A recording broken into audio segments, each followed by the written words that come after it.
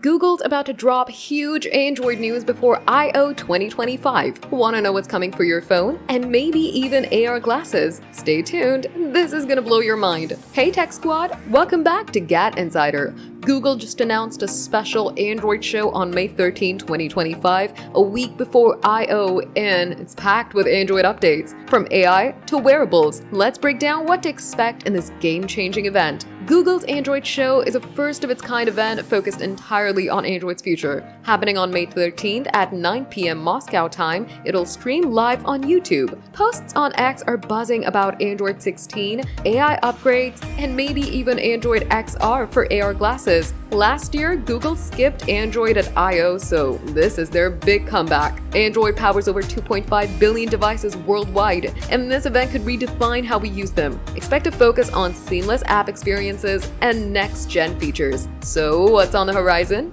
First, Android 16. Leaks suggest it'll roll out earlier than usual, with features like a double-press power button for Google Wallet and forced dark mode for all apps. Second, AI is getting a major boost. Think smarter Gemini integration for your phone and Wear OS. There's also hype about Android XR, Google's platform for AR glasses, perfect for immersive gaming or navigation. Plus, Wear OS updates can make your smartwatch even slicker. This is Google doubling down on innovation before I/O's Gemini focus. Why does this matter, you ask? If you use an Android phone, watch, or tablet, these updates will make your tech faster, smarter, and more fun. Developers can start building apps for Android 16's new features, and AR fans might get a glimpse of Google's answer to Apple's Vision Pro. This event is setting the stage for a massive I/O, so you don't want to miss it. That's the scoop on Google's Android show, tech fam. Are you pumped for Android 16 or those AR glasses? Drop your thoughts in the comments, smash that subscribe button, hit the bell, and share this video to stay ahead of the tech curve.